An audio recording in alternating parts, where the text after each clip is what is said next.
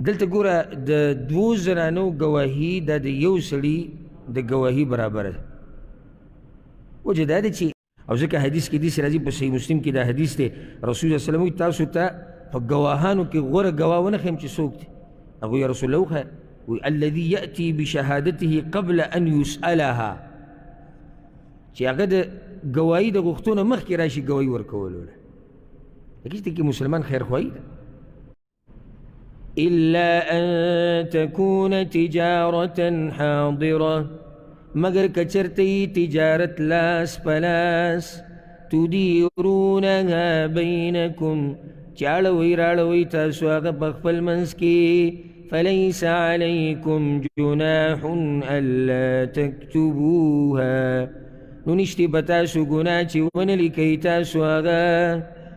داغا تجارت تی چی آغا وقت باندې پیسې والا او سامان راکړه، دې کې اوس لیکلو ته ضرورت نشته. بله دې کې دا فایده چې الله وویریږي، الله تاسو ته تعلیم درکوي، تاسو ته علم درښایي، نو دې کې یو دا فایده دننه پرته ده باریک، چې که علم یې زده کول غواړي نو په ځان کې به تقوا راولي. ځکه دا بعض کسان چې په علم کې ترقي نه کوي، د هغې ډېرې وجې دي. یو وجه دی چې کله سړی بېدینه وي که نه، دله الله په دین کې ترقي نه ورکوي. کم سړی سحر ماښام ګناهونه کوي، د ده په ذهن کې علم نه کښېني، د ده په سینه کې الله علم نه کښېني. نو د علم زده کولو دپاره یو دا اهم شرط دی بنیادي، چې د الله نه به یېرېږي او د ګناه بنیاد زړی، نو بیا راښکاره په څه شي؟ په بدن باندې شي. دغه رسول صلی الله علیه وسلم وایي تقوا ځای هغه دا زړه دی، بیا په بدن باندې راښکاره شي. د دې ډېر نومونه دي. مشهور نوم یې سورت آل عمران دی. آل عمران د عمران خاندان، ځکه چې د عمران د خاندان باس دې کې شوی، د مریم او د یحیی، زکریا، عیسی علیهم السلام دې ټولو باس شوی. نو د طلاق دا مسله چې ده، دې کې د مؤمنانو دپاره خیر دی. کله د ښځې او د خاوند مسایل داسې ځي ته ورسي چې د هغې بل حل نه وي سوای د طلاق نه. دا طلاق دی دې دپاره چې په داسې وخت کې د حل یو لار پرې راوځي. هغه خلک په غلطه دي چې په معمولي خبرو طلاق ورکوي، او هغه خلک هم په غلطه دي چې د خبرې د سره حل نه راوځي او دی بیا هم ووایي نه طلاق ورکول دا نشته. نه، طلاق بیا د څه دپاره دی په شریعت کې؟ هسې به بیانېږي په قرآن کې او په حدیث کې. نو دواړو طرفونو ته زیاتی دی. چې یو ښځه د خاوند یې مړ شو، نو دا به عدت تېروي 4 میاشتې 10 ورځې. حکمت دی کې دا دی که په خېټه باندې حمل وي نو چې هغه معلوم شي، داسې نه بیا د بچي نسبت بل چاته وشي. نو بچي کې روح کله اچولی کېږي چې 4 میاشتو شي. دا 10 ورځې او 3 ورځې زیاتې کړي، کله میاشت کې کمی راشي، اسلامي میاشت کې کله صحیح 13 نه صحیح کم یو کم 13 شي. نو د هغې دپاره 10 ورځې په شریعت زیاتې کړي. عقل استعمالول غواړي، هسې مه کښېنئ. ګورئ زموږ دپاره پکې هم نصیحت دی. دا اوس دا یو نیم دغه شان ناست دا بس، نو اوس ما ته پته نشته. او یو نیم چې دی دیوال ته ګوري، او یو نیم بل طرف. چې عقل دې نه استعمال کړی تر الله په کتاب باندې نشي پوهېدی. نو عقل غواړي د الله د کتاب دا پوهه، او د الله په احکاماتو باندې پوهه، دا هم عقل غواړي. مرګ دا په خپله نیټه دی. که جهاد په میدان کې لیکلی شوی، په جهاد کې به راځي، او که په طلایي په بستره لیکلی شوی، نو دا په طلایي بستره باندې راځي. او چې د جهاد په میدان کې نه لیکلی شوی، نو خالد بن الولید رضی الله عنه ته وګوره، تقریبا 80 جنګونه هغه کړي د اسلام دپاره، او په خپله طلایي باندې مړ شوی دی. دا یو غلط سوچ دی که چې دا مرګ دا په جهاد کې دی. او سورة العمران کې به راشي الله وایي چې طلایي ته د مرګ راشي، نو هغې سره به څه کوي؟ هته منع کولی شي. او دا خلک چې دا بې شماره په طلایانو کې او په هسپتالونو کې مري، دوی کوم جهاد کړی چې دوی پکې مري؟ نو دا د هغوی هسې بزدلانه خبره وه، او دا د بزدله انسان خبرې دي. په دې درس کې او د علم په حلقه کې چې یو ملګری نمایي ښکاري خلکو ته چې دا تکړه دی په علم کې، دا هم یو عزت دی. صرف دا عزت کافي دی چې یو ملګری نمایي شي په خلکو کې، چېرې دی په علم کې تکړه دی د ځان له عزت دی چې الله یې چاله ورکړي او مؤمن کوشش کوي چې الله والا عزت دنیا او آخرت کې راکړي څنګه چې دنیا والا مشهورېدل غواړي چې په دنیا کې ما ترقي وکړي نو دیندار په دین کې ترقي غواړي او په دین کې د ترقي یو طریقه دا ده چې سړی د علم د زده کولو کوشش کوي او هر ټیم هغې ته بیداره ناسي.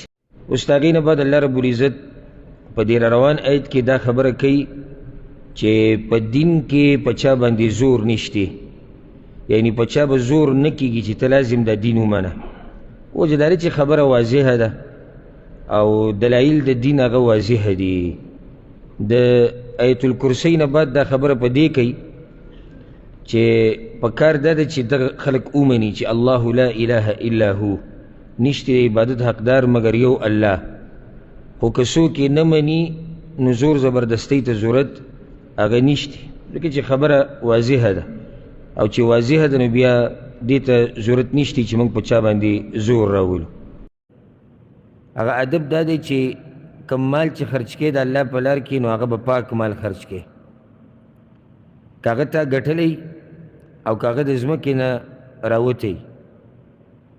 دغه شان ردي مال پالتو مال دا به د الله دپاره نه خاص کړې، بلکې اوچت او اعلی او بهترین شی به د الله په لار کې ورکړې. بله خبره منښت په بل اعتبار سره په دوه قسمه ده. یو هغه منښت ده چې هغه ابتداءً د بغیر شرط نه، او دا ښه کار دی.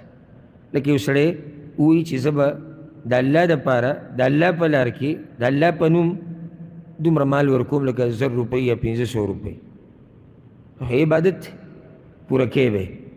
دویم هغه منښت دی چې پای کې شرط یو قسم لګولی کېږي د الله سره، نو دا مکروه دی. او رسول صلی الله علیه وسلم حدیث کې وایي په دې باندې وایي صرف د بخیل نه مال راویستی کېږي. بس یاره که الله بچی راکو نو زه به دا کار وکړم د الله دپاره. دا اوس بخیل دی. څنګه بخیل دی؟ هسې نه کوي، خو که الله داسې کار وکړو. بل دا الله هر کار کولی شي، نو داسې مه وایه که الله دا کار وکړو زه به دا وکړم، یعنې دا غوره طریقه نه ده منښت. اوس د علم او د حکمت فضیلت بیانېږي. یو سړی و چې یعنې اکدم خبره حکمت ته څنګه وړي او خبره د څه روانه وه؟ د انفاق، د الله په لار کې مال لګول، او اکدم خبره حکمت او علم ته واوړېده. نو اوس الله تا ته دا وایي چې یو لوز د شیطان دی یو لوز د رحمان دی. ته به فرق څنګه کې د رحمان او د شیطان د لوز په منځ کې؟ وایي فرق هله کېږي چې سړي سره حکمت او علم او پوهه وي. اوس الله سبحانه وتعالی